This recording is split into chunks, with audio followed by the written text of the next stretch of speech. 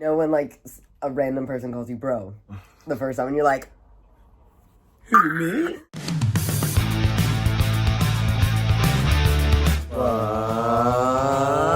What's up, Rebels? My name is Leo. My name is Eli. I'm back Yeah, Eli's back. And today we are going to be answering some questions that people on Reddit have posted that they're just a bit scared to ask us as trans guys. I am currently 4 months on T. Wow. And you, Eli? I am Leo's best buddy old pal, and I am 5 years on T. Yeah. So there's a bit of a difference. That's quite a few more months, I think. My amazing partner, who you all know, Willy, has gone and searched through the realms of Reddit and found these for us.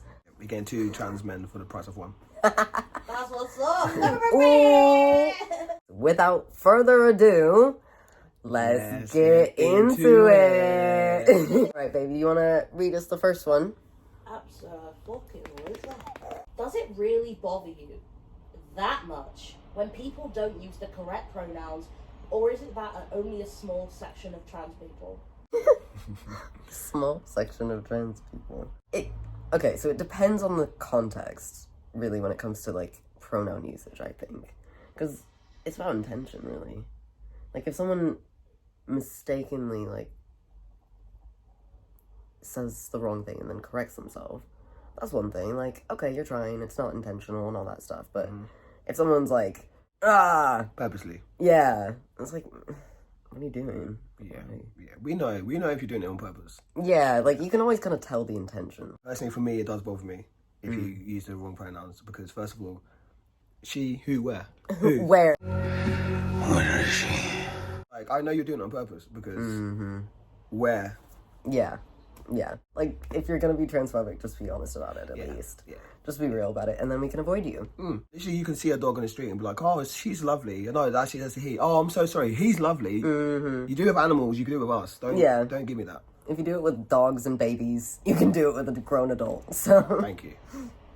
Do you ever feel left out, or that trans women sort of take the spotlight, leaving trans men to the side? I don't think of it, like, sort of in a competitive way of, like, comparing trans women to trans men in our experiences, but I will say that there's a lot less visibility in general for trans masculine identities and trans guys. 100%.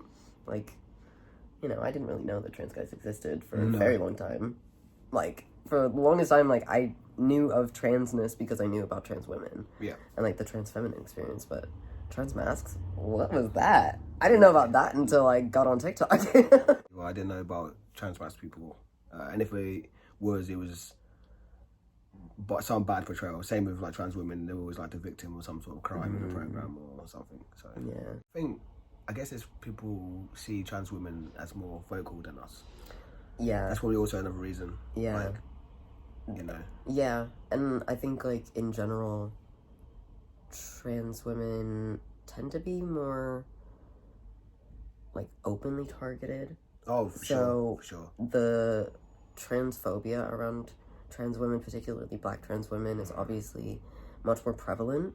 So it makes sense that that's more what people think of when they think of, like, the trans experience and trans struggles and equality for trans people. It does make sense that those things come to mind first. When you were going through puberty, and I'm talking about the trans puberty, did you notice a change in how you were treated by the boys, men in your life? How did that make you feel?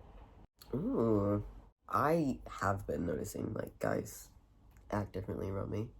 Obviously, I'm, like, still kind of, like, early on in my first year into tea and stuff. I did you, baby!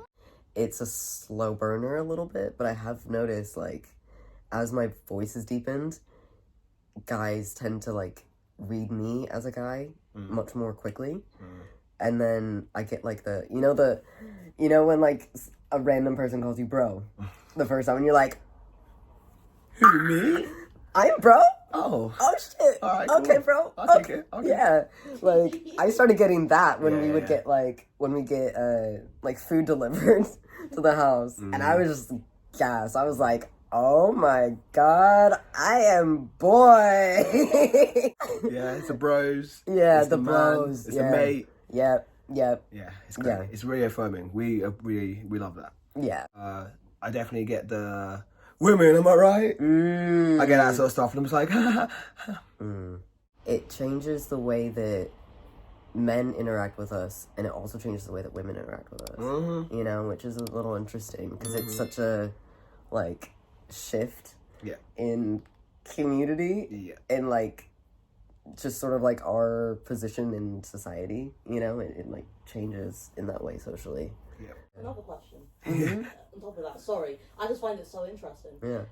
This is specifically, I guess, to Eli, because you both obviously are two guys of color, but Leo, you're white passing, despite being mixed race. Yeah. Do you find that adds a different element for yourself, Eli, being a black presenting, mixed race presenting guy of color? Has that changed significantly? Does that add anything? Oh yeah, for sure. I'm very aware that if I'm walking towards like or behind, especially like a feminine presenting person, that they can be afraid of my right presence. Like I would never do anything, but like I could be making them nervous, and like I would never do anything, but it's just my mere presence, especially at night time. Yeah, sort of like the added level of self-awareness that you kind of have to retrain your brain about. Yeah, it's funny because I was on the other end. Like if I was walking at home by myself when I was presenting as like a feminine person, and there was someone behind me, or two, like especially two men behind me, one man, I'll be like, yeah. But now it's switched, and I'm the man behind someone else. I'm just like, oh damn, I'm aware. So like I'll try and do things like I will like put more distance between myself and them, or like would go more to the side, so if they look like kind of behind their shoulder, they can like see me there. So like they could just try and help a little bit. Yeah, you know, because I understand. Yeah, I'm also aware that like I'm probably more likely to get stop and search than you would.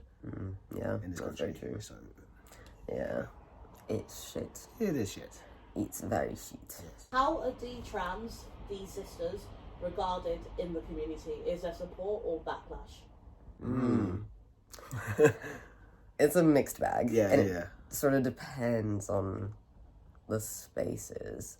I think there's a lot more acceptance than what we think, just based on like the media's portrayal of like detransition and the community, but there is obviously a bit of clashing. Yeah. Because of like some connections to like political things versus like people who detransition for like health and safety reasons or for financial reasons. Like there is a broadness to detransitioners in the same way there's a broadness to trans people, you know? And I think a lot of times in media, at least like from what I've seen, mainly the stuff that you like see online is the extremists. Yeah. So then that's what creates a lot of the tension. So it depends as well, once they done detransition, how they are with our society. Like, are they then like, yeah, all trans people are bad, and like, yeah, all trans people are, you know, it's all a fake, and because I did it and blah blah blah blah. Like, yeah. Then I'm like, yeah, that's see yourself out. That's like the defining thing for me. Too. Yeah. I'm sorry. Does trans man mean you're a man living as a female, or a female living as a man? I so apologise. I'm trying to keep up, and I believe in everyone's rights, by the way, so please don't take my misunderstanding as a negative. To clear that up, a trans man or a trans masculine person is someone who was born female or labeled as female at birth and then transitioned into the masculine side of gender, into either being a binary trans man or on the trans masculine end of things. And then on the other end, trans women, trans femmes are assigned male at birth and then transition to female or into feminine. So that's a great way to clear that up. When a trans girl on a dating app tells me she's trans, and that is not a problem for me, what's the best way to respond to let her know that does not diminish my attraction to or interest in her? Oh, that's cute. That's cute. So basically, like, how do you accept someone's disclosure in a way that lets them know that you're safe and you're, like, that doesn't cause any issues? Is that basically, like... Yeah. I guess just say that you appreciate them telling you. because it probably was very hard for them to disclose that. And then just go forward with it. It's not.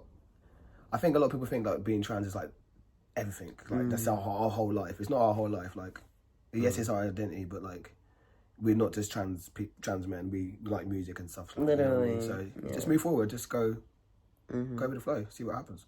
Why should we care about trans issues? Okay. Why? Because we're. Yeah, because trans people are, and because trans people are people, and you should care about people. Because we're all here on this big rock, and all we have is each other. So, love thy neighbor. Thank you. Literally. It's giving Literally. Bible. It's giving Jesus. I've never met anyone who's trans, but I've always been curious about how relationships between trans and cis people work. Is it common practice to tell your partner you're trans? Do people keep it to themselves? What is like the best, most fair way to approach that, I suppose, is what I'm asking. Interesting. Okay. So, for those of you who don't know, Willy, my partner, is cis. Hey. So, hey, There she is. Baba, hello. Ella, I think I dropped the phone. Oh no. Not the phone. Okay, I go now. Okay, bye. Bye. Love you. Love you. But yeah, so being a trans person in a relationship with a cis person, I think obviously everyone's experience is different. The way that everyone navigates that is going to be different. I'm very early on in my transition, and I started my transition while we've already been together. When I first met Willy, I was already out as trans, as, transmasculine and non-binary and stuff. Like, she knew of my pronouns. I was going by my dead name at the time. So, like, she's been there from a very early stage in my transition. So I know my experience is going to be very different from someone who's maybe, like, fully passing and going into a relationship with a cis person, or, a dynamic like that is obviously going to be quite different.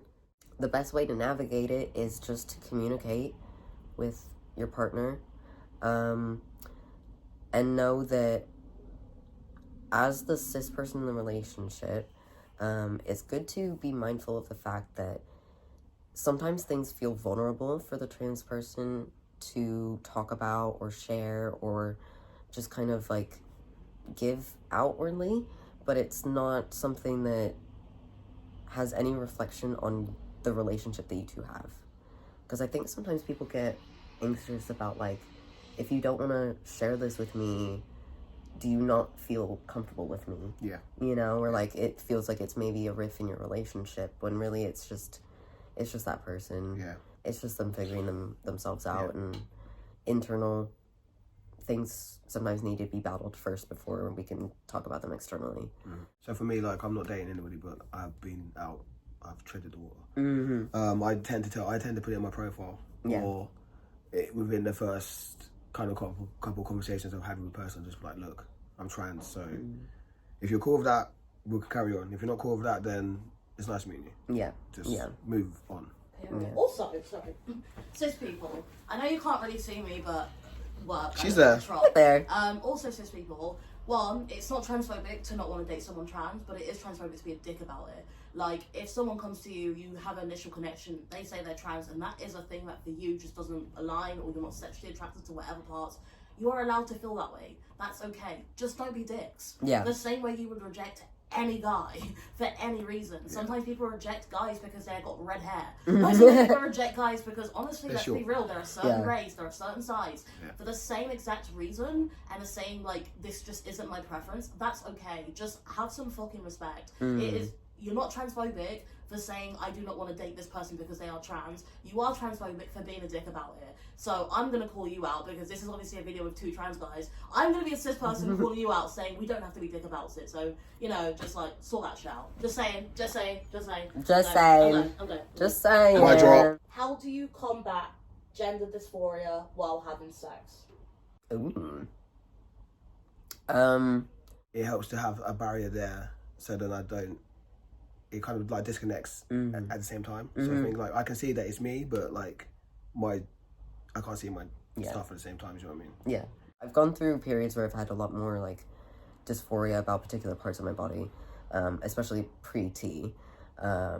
As I've gone on T and stuff, my body has changed a bit, and it's made me much more comfortable with things, despite still having some forms of dysphoria. So the way that I navigated that was through communicating with my partner, and Willy was so lovely to continuously communicate with me and check in with me on what I'm comfortable with, and what feels most affirming for me. Another way, aside from like kind of covering up certain areas that maybe you don't feel most comfortable with having out, is also language that gets used in the bedroom. Yeah, for sure. Like terms, knowing, having a sort of like, it doesn't need to be a formal like, this is the list of things we need to be able to say, and you cannot say this, but having a little chat with your sexual partner beforehand of like, hey, you can refer to this with this word, or I don't want you to talk about these, or, whatever it is.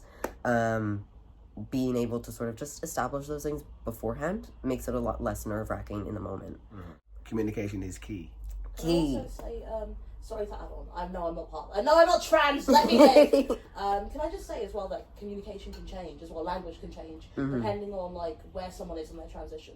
I've noticed this as well, like sometimes things feel more comfortable, things don't bother you as much, or you would prefer this to definitely be used, or to get this part now. So language and communication needs to be constant. Don't think that one chat at the beginning encompasses a rule for the entirety of someone's physical or social transition. It will continue to change. So check in regularly. Yeah. That's my advice. Dysphoria likes to kick in, and we're like, he likes to come in, kick the door down, poof. Yeah. I'm here now, what are you gonna do about it? Like, oh, damn it, I was about to get down. Yeah, why are you doing this to me? Yeah, come on now. Like, dysphoria is the ultimate cock block.